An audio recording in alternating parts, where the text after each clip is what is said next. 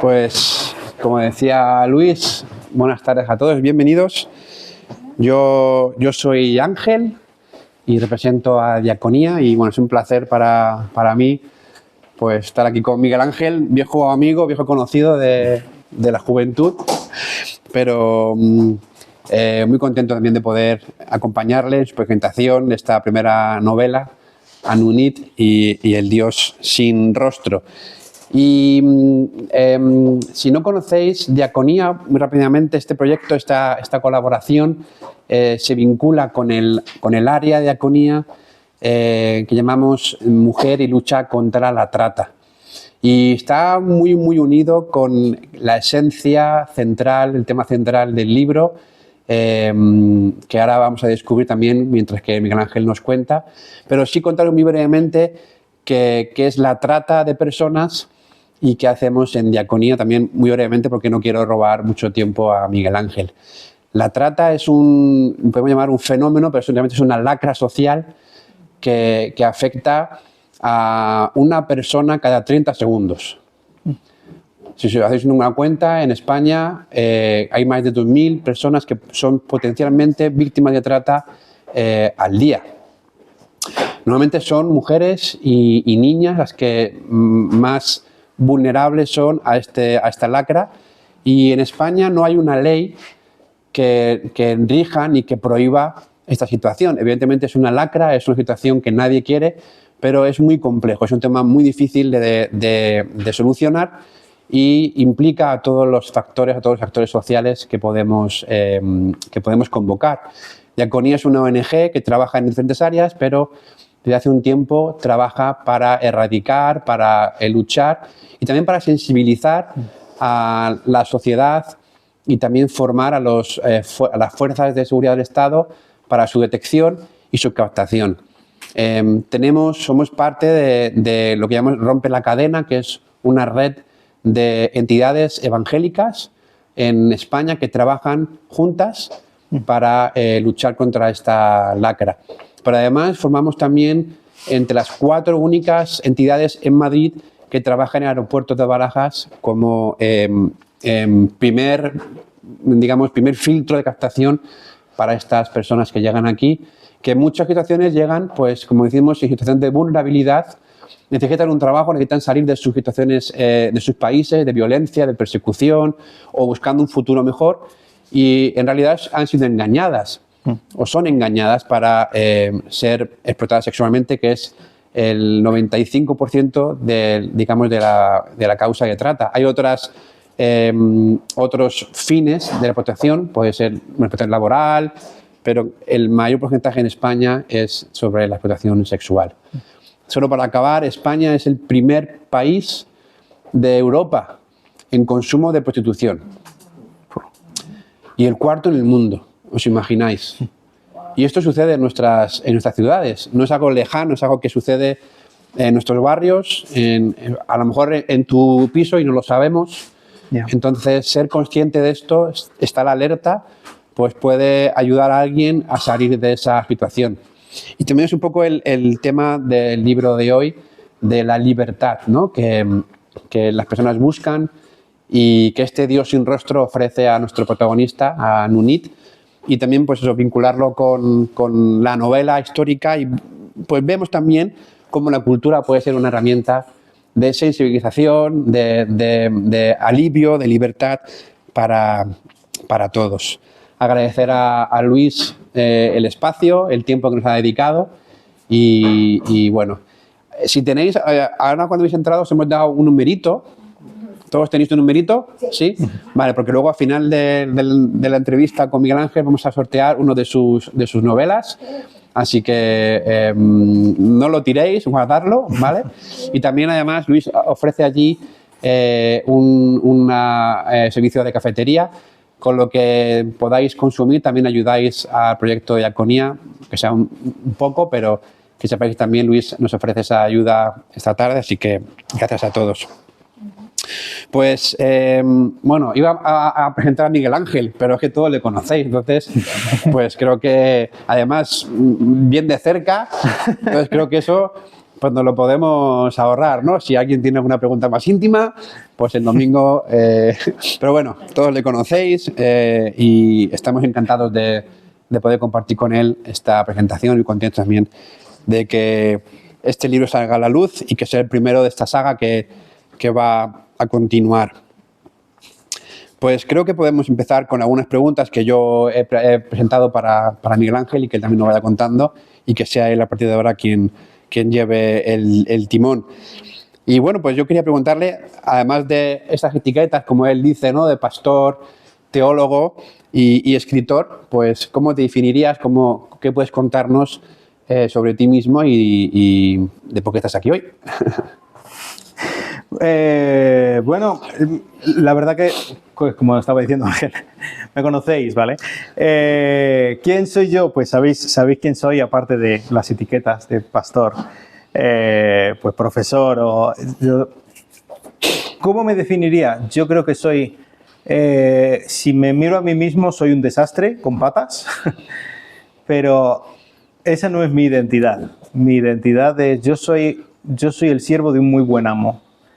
Y eso, así es como me definiría. Soy padre, soy esposo, soy amigo, pero la verdad que si me miráis a mí os voy a decepcionar un montón. Y la verdad, a ver, no es algo bueno, pero tampoco me quita el sueño, en cierto sentido. Porque lo importante no es que me miréis a mí. Y es precisamente lo que intento hacer con lo que escribo y con lo que hago, sino que se mire a mi Salvador. Recuerdo en el entierro, en el funeral del hombre con el que yo conocí a Cristo. Fue fabuloso ese entierro. Y nos reímos un montón.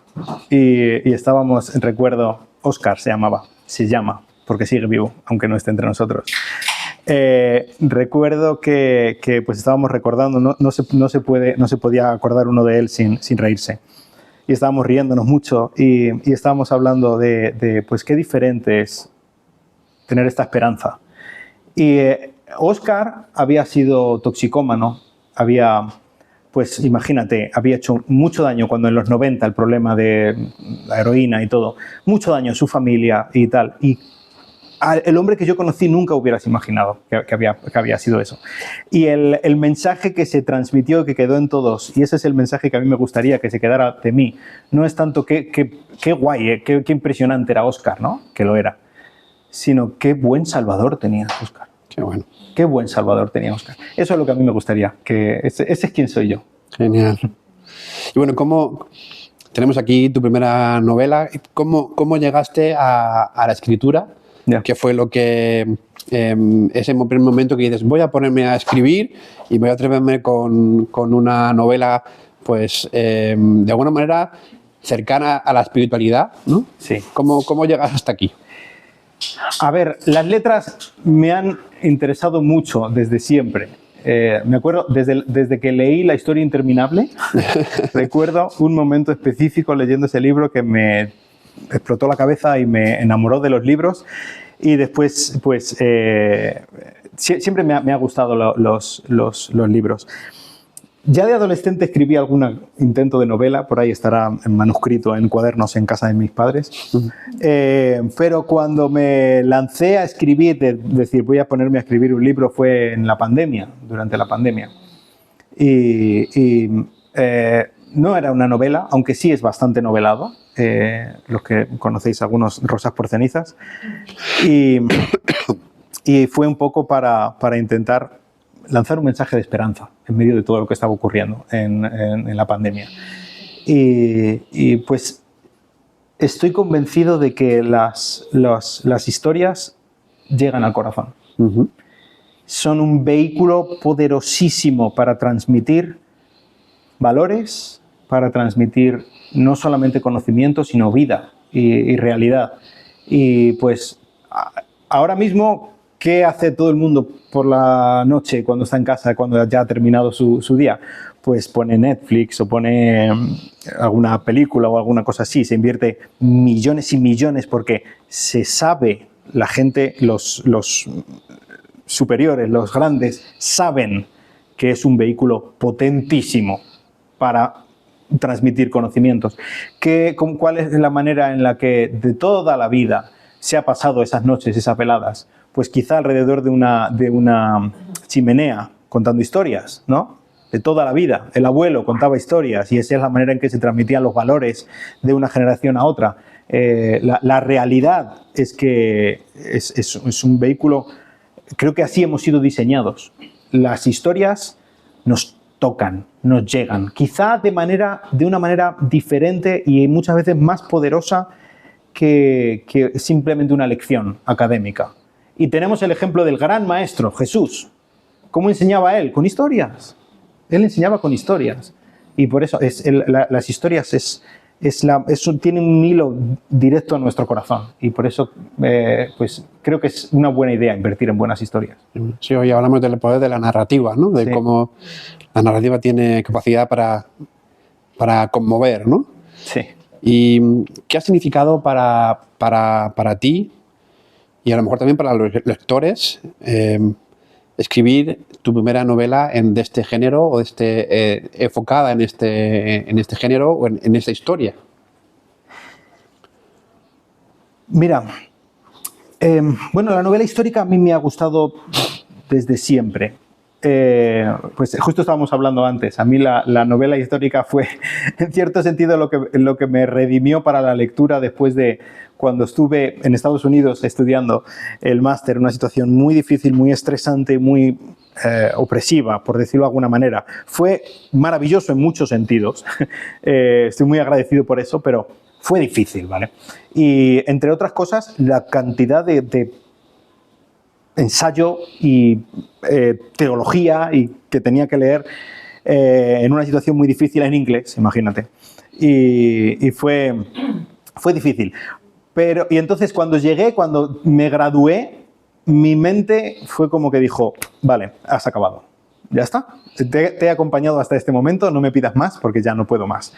Y pues fue la novela histórica que me devolvió otra vez al hambre de leer y así que le tengo un cariño especial a la novela histórica.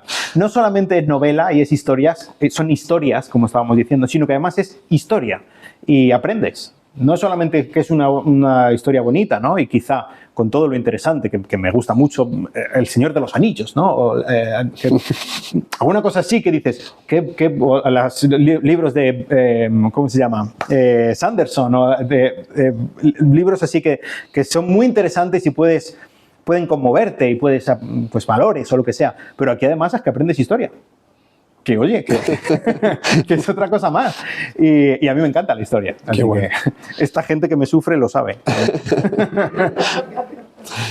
Muy bien. Y sobre el origen a mí me llama la atención el origen de la novela, ¿no? Porque es verdad que que tanto el título como el marco histórico no es algo muy común en nuestra cultura, no es algo conocido. ¿Cómo nace la idea de Anunit y el Dios sin rostro? ¿Hubo una imagen, hubo a lo mejor una lectura, otra novela histórica que dio pues esa primera mercha, una conversación con alguien? ¿Qué da origen a esta idea? Lo que dio origen a que yo me adentrara en el mundo de Mesopotamia fue precisamente la escritura de otro libro, La mano que mueve al mundo, que es un estudio acerca del libro de Daniel. Uh-huh. Y claro, Daniel vivía en Babilonia y en cierto sentido muchas de las imágenes, el libro bíblico de Daniel es bastante extraño, ¿vale? Vamos a poner las cosas claras. No. Entonces, para poder entender algunas de las cosas y de las imágenes, de las profecías y de las visiones que ve Daniel, es muy interesante poder verlas. Es como que está dialogando con la cosmovisión, la manera de ver el mundo y como la manera de entender los dioses que había en ese tiempo. Así que tuve que estudiar bastante y meterme bastante en este mundo de Mesopotamia, de la religión, la cultura, pues la historia, todo lo relacionado con el mundo de Mesopotamia. Así que Anunit y el Dios sin rostro es hija de La mano que mueve al mundo, en ese sentido. Son dos libros completamente diferentes, pero me fascinó el poder entender el mundo de Mesopotamia y la historia y todo lo que lo rodeaba. Y además, oye, es un mundo que desconocemos completamente. Y tiene delito, ¿eh? A ver, yo soy cristiano. Somos... la Biblia aparece mucho en Mesopotamia, en el exilio, en Babilonia, del pueblo de Israel. Incluso después del exilio, el imperio persa. Entonces, no solamente eso, es que si nos ponemos a enraizar, a profundizar un poco, mucho de lo que tenemos, mucho de nuestra cultura, viene de Mesopotamia. Mucho. Y conocemos mucho. La cuna de la, ¿no? Sí, la civilización moderna. De la civilización, pero además, por ejemplo, mira, ahora mismo son las 7:31. Si yo estoy diciendo eso viene de Mesopotamia. El sistema sexagesimal viene de Mesopotamia. Muchas cosas que damos por supuesto, pues viene de Mesopotamia y nos interesa mucho y está muy bien, me gusta mucho, por ejemplo, la historia de Roma o la historia de España, Edad Media o cosas así. Es muy interesante, pero lo conocemos más. Mesopotamia. Sí, es un contexto histórico religioso que como cristianos sí, pues, o hemos oído o de alguna manera sí reconocemos, sí, pero a lo mejor no conocemos con profundidad ni de dónde, por qué ese origen, ¿no? Y por qué también todo lo que hoy somos, de donde nace. Exactamente. Además, me parece curioso porque siempre era que el libro está enmarcado en ese contexto cultural, también un contexto histórico concreto, ya el siglo VI, es ya, vamos a hablar del final de ese reinado babilónico que también tiene para el pueblo, digamos, de la Biblia, tiene una connotación también concreta, ¿no? Incluso a lo mejor de liberación o de esperanza de liberación. Claro. Y es un tema también que está muy enraizado en el libro y nos traslada a la protagonista, ¿no? A Anunit. El nombre ahora también lo explicarás por qué Anunit, pero es una joven, ¿no? Marcada por el sacrificio y atrapada, ¿no? En una estructura religiosa y social que la oprime, que la tiene, que la controla, ¿no? Sí. ¿Cómo construyes este personaje? Porque es verdad que es un personaje bastante duro, por decirlo de alguna manera, pero que de alguna manera también nos es lejano y que a lo mejor en aquel tiempo pues era más habitual de lo que pensamos y tampoco hay una distancia del tiempo en la que no somos capaces de verlo con naturalidad, ¿no? ¿Cómo construye este personaje? ¿Dónde nace? Anunit no fue exactamente que la construí yo.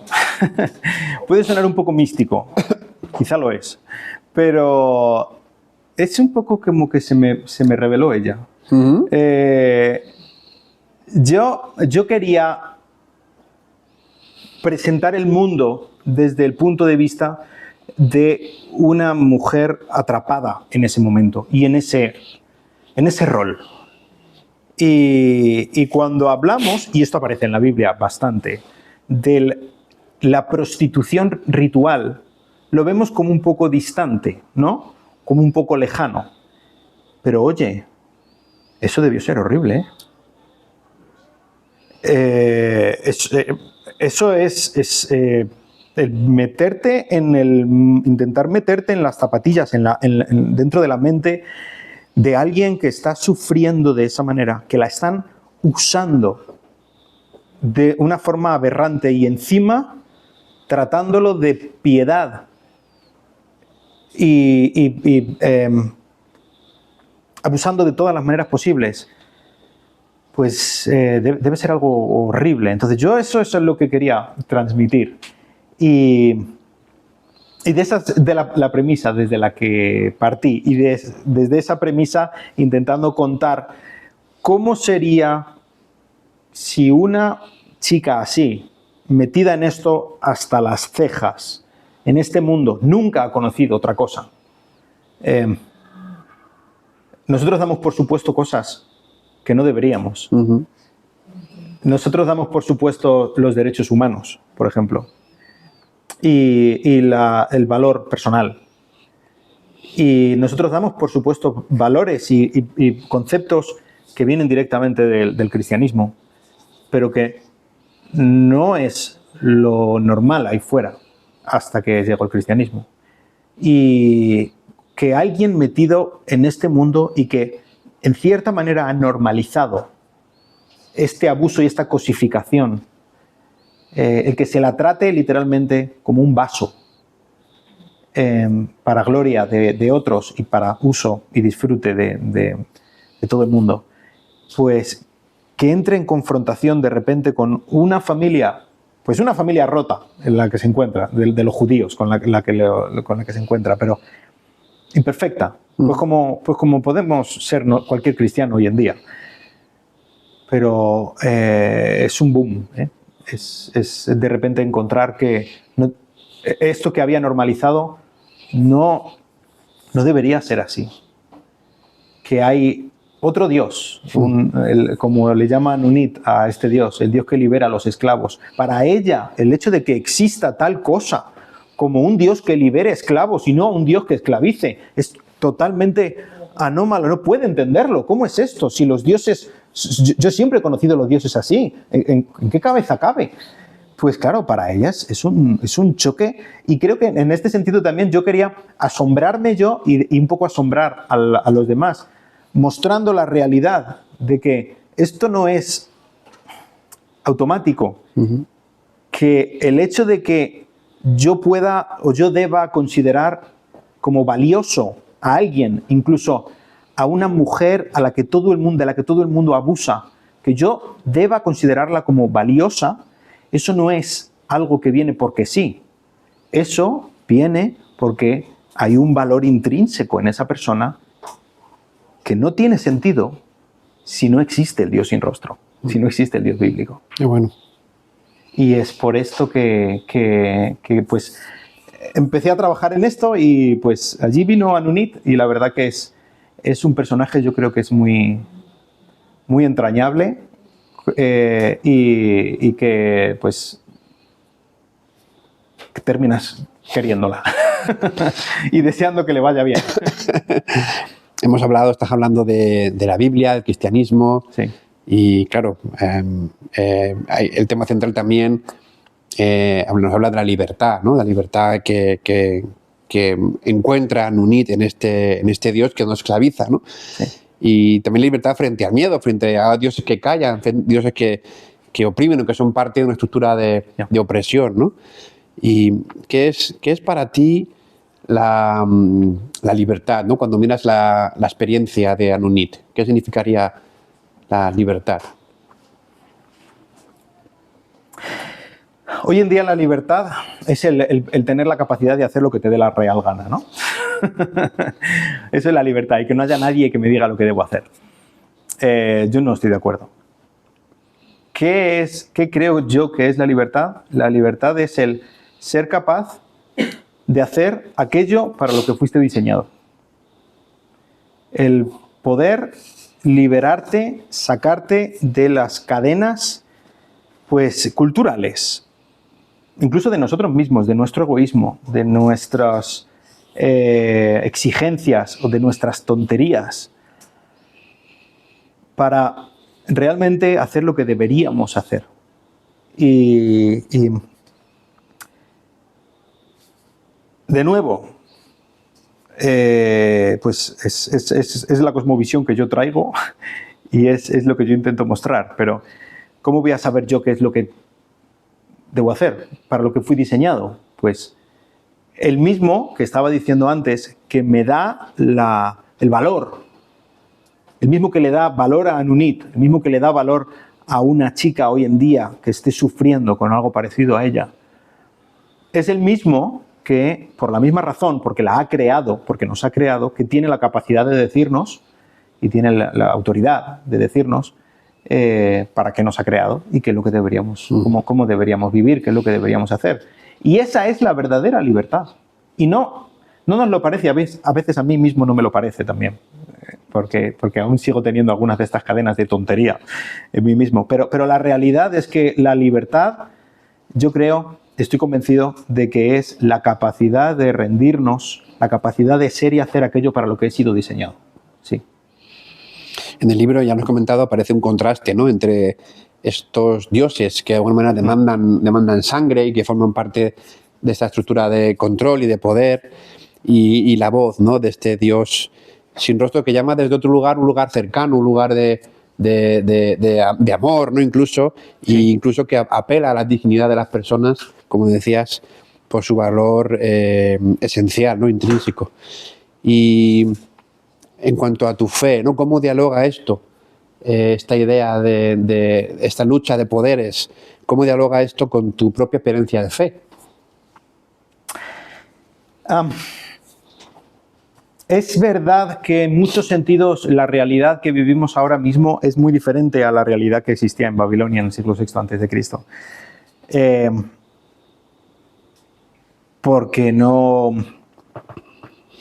vemos estos dioses en los figurats y no tenemos sacrificios cruentos en los altares de los templos y cosas por el estilo. Hay un sentido, hay una manera en la que es diferente, pero hay otra manera en la que no. Y creo que muchas veces nosotros también tenemos dioses, de estos mismos, que demandan, que esclavizan, que te llevan a no ser libre, como estábamos diciendo, ¿no?, a no ser y hacer lo que deberías ser y hacer. Y es en este sentido en el que, de la misma manera que inició este viaje físico y espiritual a Nunit para conocer al Dios sin rostro, que pues yo y todos deberíamos iniciar este viaje espiritual y conocer, pues no ya al Dios sin rostro, como dice Anunit, le llamaban el Dios sin rostro precisamente porque no tenía una imagen, es una burla, ¿no?, que daban en Babilonia, no histórica, me lo he inventado yo, ¿vale?, pero nosotros podemos acercarnos al Dios con rostro, ¿no?, al Dios con rostro humano, al Dios que se hizo un hombre, que es Jesús. Entonces, ¿cómo dialoga Anunit y el Dios sin rostro con mi fe? Pues Anunit y el Dios sin rostro es una muestra de quién soy, es una muestra de lo que creo. Y leí alguna vez que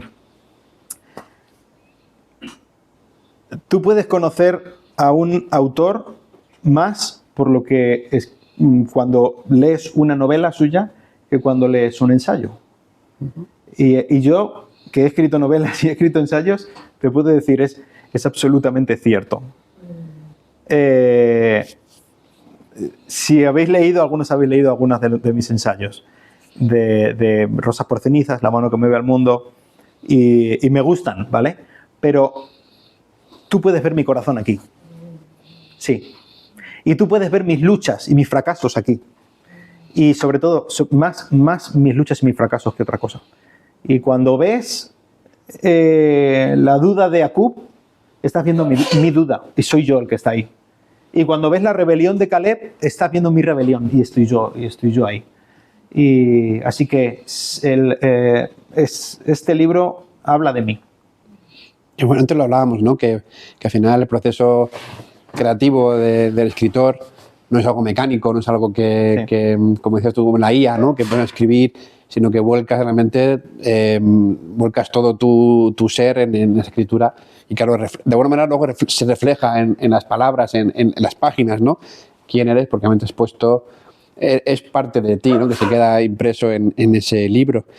Y creo que también cuando un artista, cuando en este sentido como escritor, plasmas ideas, sentimientos en un libro y das forma, y como dices, hay también parte de tu fe, se refleja lo que tú eres, buscas un propósito, ¿no?, con el libro. A lo mejor es que se convierta en un bestseller, que no sé quién se enamore de mí, ¿no?, tener un propósito con convencer a alguien de que soy buen escritor, ¿no? Pero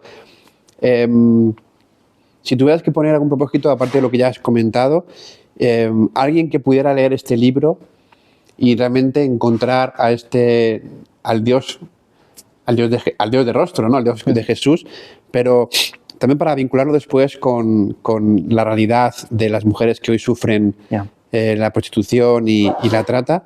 Si mañana encontrara este libro una mujer que es víctima de trata, ¿qué te gustaría que pudiera sentir o transformar? ¿A qué apelaría, no? Si hubieras sabido que antes de escribir el libro que esto pudiera darse, oye, pues lo va a recibir una persona que va a entender bien quién es Anunit, ¿no?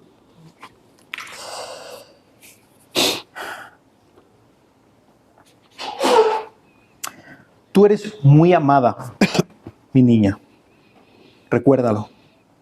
Y por favor, deja de buscarme en Babilonia. Sigue el rumbo de mi voz y me encontrarás. Yo te guiaré. Yo te cuidaré. No estás sola, mi amor. Eso es lo que me gustaría. Cuando alguien llega tan roto, tan usado, tan abusado al Dios que libera a los esclavos, lo que encuentra es eso, a un padre que te abraza, que te ama, que no te pide nada más, absolutamente nada, cero. Ven a mí, ven a mis brazos, yo te amo, ven a mí. Y deja de buscar por donde estabas buscando. A mí no me vas a encontrar ahí. A mí no me vas a encontrar en esas esclavitudes. No, ven a mí y yo te voy a cuidar y yo te voy a guiar. Y eso es lo que me gustaría. Eso es lo que oro que ocurra. Sí, hemos hablado siempre que, también por las referencias que tenemos del libro, pero a veces hacemos un análisis a lo mejor superficial porque verá que la historia empieza, ¿no?, con esta esclavitud. Y podemos decir que el tema central pues es la opresión, ¿no?, y cómo es usada. Pero creo que al final el libro es un mensaje de esperanza, es un mensaje de liberación, de transformación, ¿no?, incluso de resiliencia, ¿no?, esta palabra que tan maltratada hasta nuestros días, pero es una palabra muy bonita, ¿no? Es un mensaje. Yo creo que al final el tema central es la esperanza de poder encontrar a ese Dios que nos libera. Y también, como decía, está vinculado con todo lo que venimos hablando hasta ahora, ¿no? Pero el mensaje de esperanza que nos ofrece el libro, lo que refleja la fe que la ha inspirado, ¿no?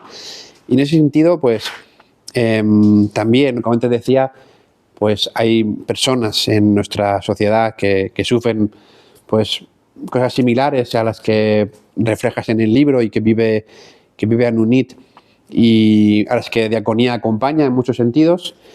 Me gustaría preguntarte, pues, ¿qué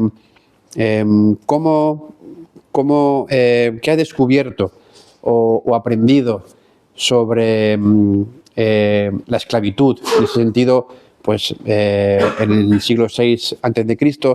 o hoy día, ¿no? Pues si has investigado del tema, has podido buscar otras fuentes, incluso ahora que estamos colaborando con Diaconía, ¿qué has descubierto sobre la trata que no supieras y que de alguna forma también pues, está reflejado en esta novela? Pues, por ejemplo, una de las cosas que yo no sabía y que he aprendido no hace mucho tiempo, yo conocía, pues obviamente, acerca de las redes de trata, de prostitutas que están bajo pues peligro o amenazas para ejercer la prostitución, pero el componente religioso, ritual de la religión, no solamente en Babilonia, en general en el mundo antiguo, aquí en España ocurría, en Roma, en Grecia, en todas partes. El ligar la religión con el sexo de prostitución fuera del matrimonio, ¿no? Pues sigue existiendo y sigue existiendo aquí. Y, por ejemplo, muchas de las chicas que vienen de Nigeria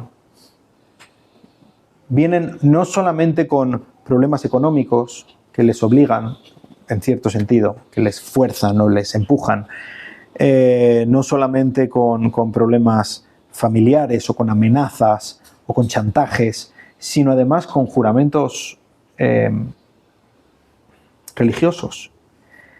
Hay, creo que se llama juramentos o rituales juju, que hay casos de chicas que incluso aunque se les ofrezca salir, se les dé la facilidad, poder tener un trabajo, poder tener la seguridad, la protección de que puedes hacerlo, puedes mantener a tu familia, no le va a pasar nada a tu familia, está todo bien, puedes salir, puedes dejar, no quieren, no quiero. Y a no ser que haya un sacerdote que me libere de esta situación que tengo, esta deuda que tengo yo delante de los dioses, a no ser que haya un componente divino que a mí me libere de esto, yo no voy a dejar de estar metida en esta jaula. Y esta es la manera en la que, pues más escandalosa, ¿no?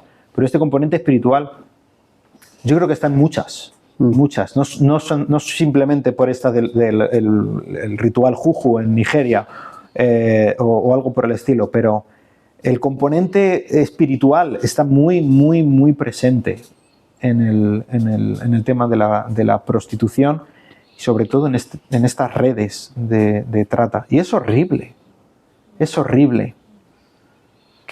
Ya es horrible que ocurra. Pero el hecho de que se intente usar a la religión, la fe, las creencias, la esperanza de la gente, que se intente usar para esclavizar de la forma más baja, más perversa, más humillante, es horroroso. No existen palabras. Sí. Sí. Solo por poder enriquecer testimonio de una de las mujeres que atendemos, que hemos atendido y que acompañamos en este momento de diaconía. Vamos a llamarla Carolina, que es como todos la conocemos, pero os imagináis que no es un nombre real.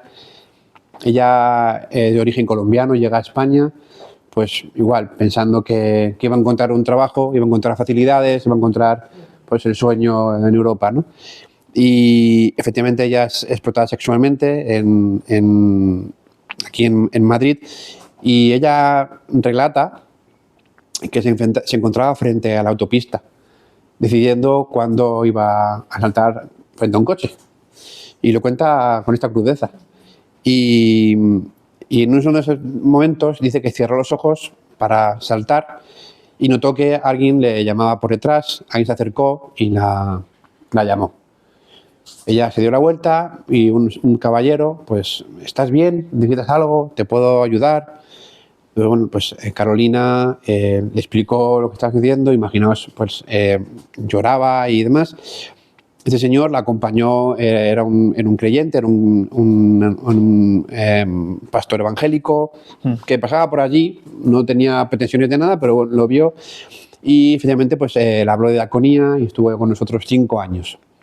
5 años que claro, imagináis, pues en 5 años de acompañamiento directo, pues fueron realmente muy crudos, porque además ella narraba episodios de su vida anterior muy duros. Ella dice todavía que tiene secuelas físicas que nunca va a poder sanar. El acompañamiento de diaconía ahora mismo es mucho menor porque ella consigue salir del piso, vive una vida autónoma, con dificultades, asiste a la iglesia de forma regular, ¿no? Pero lo que siempre me sorprende cuando escucho a estas personas hablar es algo que nosotros desde lejos pensamos que es muy fácil, que es olvidar lo anterior.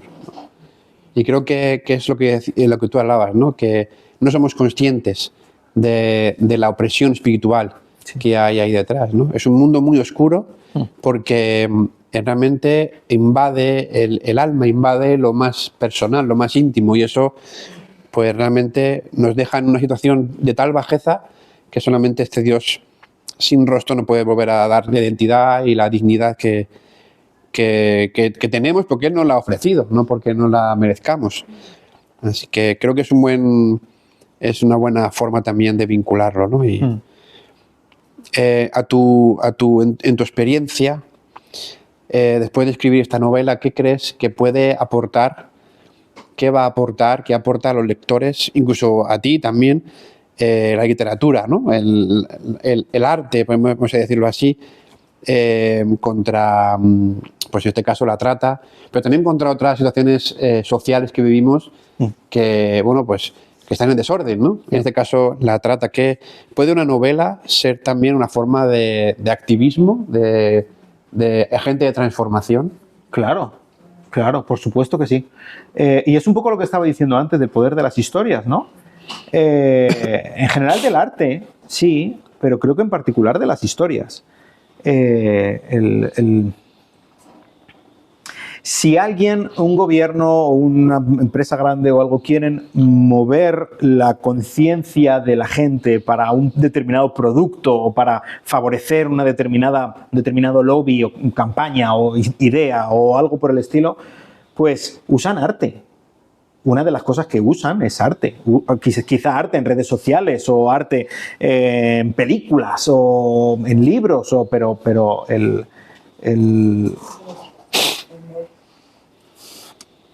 los libros es una industria que mueve millones y los mueve por una razón y hay muchos intereses metidos.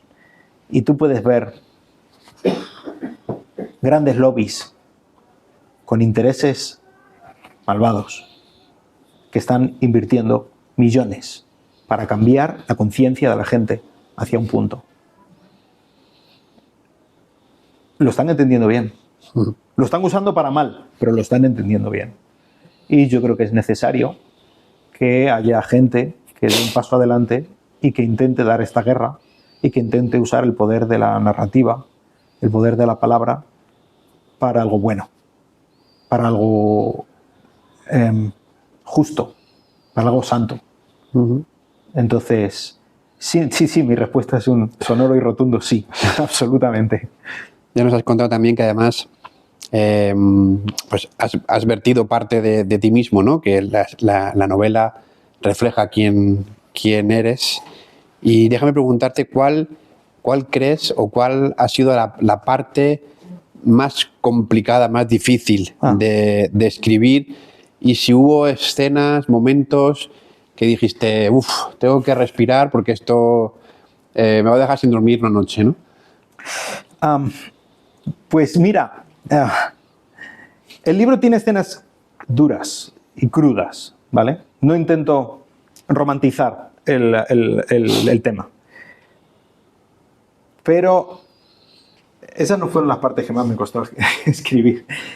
Yo diría que la parte que más me costó escribir fue hacia el final ya, y no os voy a contar para no chafaros la historia, pero hacia el final ya, cuando llega un momento en el que Anunit está frente a su madre, según lo estaba escribiendo varias veces, tuve que parar y limpiarme y respirar, beber agua para poder seguir escribiendo. Y es el tema ahí es el perdón. ¿Cómo puede alguien que ha sufrido tanto, tan profundamente durante tanto tiempo, cómo es posible, cómo diantres es posible que alguien en esa situación pueda perdonar? Pues es imposible. Pues es imposible a no ser que conozca lo que es el perdón. Así es. A no ser que pueda ver que esa mujer que tenía ahí arrodillada y llorando debajo de ella es como ella. Y que ella pueda entender, pues, de nuevo, citando a Jesús, al que mucho se le ha perdonado, mucho ama. Si nosotros hemos sido perdonados mucho, pues mucho tenemos que perdonar. Y ese fue, yo creo, la escena más difícil. Y aún se me... simplemente ponerme en esa situación y volver en mi mente a esa sala en la que Anunit estaba con su madre, me revuelve todo por dentro, sí. Wow. Me habla mucho del libro, de lo que significa, de lo que narra, de lo que has volcado, pero hemos hablado un poco de la portada. ¿No? Que creo que... No, tú dices que es lo mejor que del libro, bueno, ¿no? Pero bueno, sí que me gustaría que nos explicaras, pues, por qué esa portada, por qué ese dibujo, qué representa. Bueno, hay muchas cosas en la portada. Y si no has leído el libro, muchas de las cosas no las vas a entender y después de leer el libro ya lo entenderás, ¿vale? Me encanta la portada. Lo hizo un muy buen amigo mío, un gran diseñador, Antonio Diu. Pero el símbolo central, bueno, está ahí Anunit, ¿la veis? Ahí está Anunit. El templo de Ishtar y tal. El símbolo central, lo que lo enmarca todo es, probablemente os suene, la mano de Fátima, ¿no? Que es un amuleto, ¿no?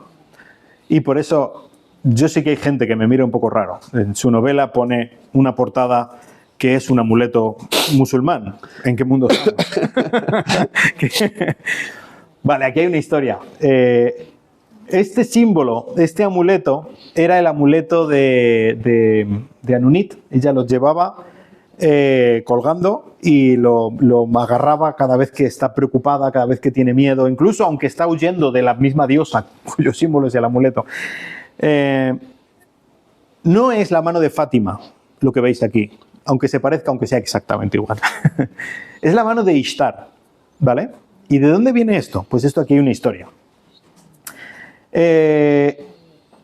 Había un amuleto que inicialmente ni siquiera era la mano de Ishtar, sino la mano de Inanna, que es Ishtar para los sumerios, al sur de Babilonia, ¿vale? Y el símbolo, uno de los amuletos, que lo tenemos registrado, lo sabemos, de los amuletos de protección que tenían los fieles a Inanna, era un símbolo de una mano abierta, con un ojo en medio, que era la mano de Inanna, ¿vale? Pues este símbolo después pasó a ser Ishtar, que es la misma diosa, pero en el norte. Bueno, esta diosa ha colonizado el mundo entero, ¿vale? La enemiga de este libro, que es la diosa Ishtar, está por todas partes, ¿vale? Y tenemos la mano de Fátima, pero Ishtar es Astarte en Canaán, que la vemos en la Biblia, Astarte. Para los fenicios era Anit. Y, por ejemplo, para los griegos era Afrodita. Los fenicios colonizaron el norte de África, por ejemplo. Allí fundaron Cartago. Una de las diosas principales de Cartago era Anit. Y su símbolo era este. Cuando llegaron los musulmanes por el norte de África, pasaron por Cartago, allí se encontraron un símbolo, un amuleto, que ellos tomaron como la mano de Fátima, la hija del profeta Mahoma, pero realmente era la mano de Anit, que era la mano de Ishtar, que era la mano de Inanna, que es el símbolo, el amuleto de Anunit. Así que el amuleto es un símbolo de su fe, de su confianza en la diosa, ¿vale? Que en algún momento tenía que dejar a un lado y le cuesta. Pero también quería contar otra historia con esto, y es la historia de cómo los dioses antiguos siguen entre nosotros. Y cómo esas mismas fuerzas que esclavizaron entonces siguen esclavizando hoy en día. Y es un poco también el tema precisamente de lo que estamos hablando hoy, ¿verdad? De cómo este mismo problema, con estos mismos esclavistas, siguen esclavizando almas hoy en día y siguen esclavizando cuerpos hoy en día. Esta guerra no es de ahora ni es de entonces. Anunit se enfrentó a ella, pero tenemos a gente aquí en la calle, aquí al lado, que está igual. Sí. Así es. El mundo se desarrolla, pero no cambia, ¿no? Sí. Es una frase que escuché hace tiempo. Sí. Y No hay hay cosas nada nuevo debajo hay del sol. cosas que están aquí, que somos incapaces de ver en muchas ocasiones y que siguen siendo elementos de opresión. Y gracias que tenemos todavía un Dios de esperanza y bueno, reflejado muy bien en esta novela. Y para ir acabando, si pudieras resumir Anunit y el Dios sin rostro en una frase, en un eslogan, ¿cómo sería? Tanto para como el que no lo ha leído y quieres animarle, como para decir, oye, esto cerraría perfectamente lo que puede ser un buen resumen de la novela, ¿no? ¿Cómo lo...? Quizá que lo importante no es cuánto lo intentes, lo importante no es lo que hagas en sí, sino lo importante es hacia quién lo intentes. Es un poco como lo que el fragmentito este que he leído antes, de cuando le dice, deja de buscarme en Babilonia. Y podemos tener las mejores intenciones del mundo y podemos incluso intentar dar esperanza, y es algo bonito, a gente que no tiene esperanza. Pero ¿hacia dónde les guía esta esperanza? ¿Es una esperanza de palabras vacías? ¿Es una esperanza que guía hacia dioses que esclavizan? ¿O es una esperanza que guía hacia el Dios que libera a los esclavos? Hacia el Dios que te llama con la voz de un padre. Y ese es yo creo el corazón del libro. Sí, busca, haz lo mejor que puedas, pero en el buen sentido. Busca bien. Aunque está muy vinculada con esta pregunta, pero al final hablamos de personas, hablamos de historias reales, que ahora que están enmarcadas dentro de una historia general, incluso la historia del cristianismo, la historia de la vida, la historia del mundo, ¿no? Pero son personas que podemos mirar a los ojos, que podemos reconocer, incluso a través de ellos reconocer también por lo que han vivido, su cultura, su experiencia, ¿no? Si pudieras, si encontraras a alguien, mirar a los ojos a alguien que ha sufrido este tipo de... esta o cualquier otra forma de esclavitud o violencia, ¿no? ¿Qué les dirías? ¿Qué podríamos decirles también desde la experiencia de la novela? Probablemente, sobre todo en un principio, depende cómo fuera la situación, ¿vale?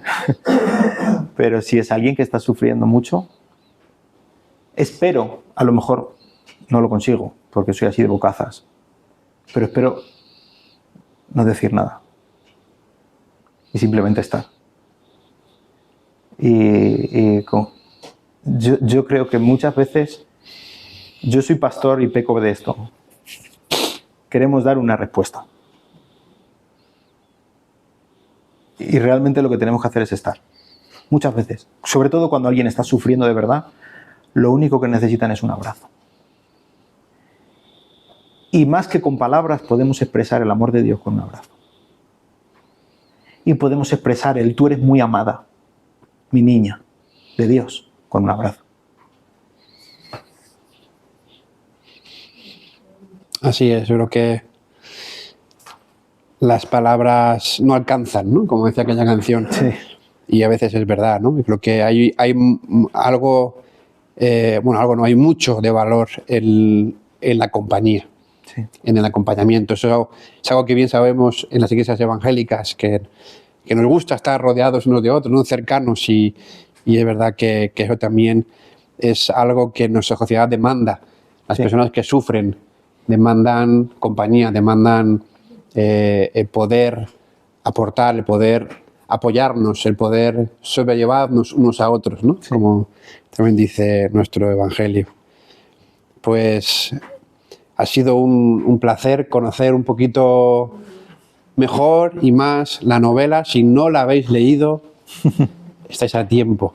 Sí. A lo mejor con lo que nos ha contado podemos colocar todo en mejor lugar y también entender el proceso de creativo de Miguel Ángel en cuanto a la escritura del libro.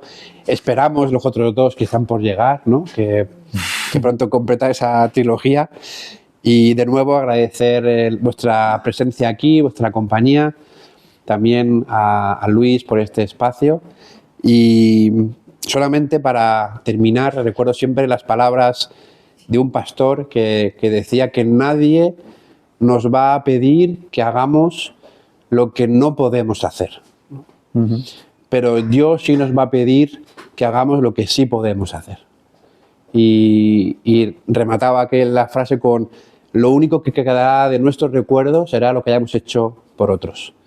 Y a veces esta mano tendida a alguien que sufre, no sabemos el bien que podemos causar a alguien que está pasando por una situación compleja, cuanto más pues cuando su dignidad, su esencia ha sido dañada, ha sido pisoteada, pues podemos hacer mucho bien, ¿no?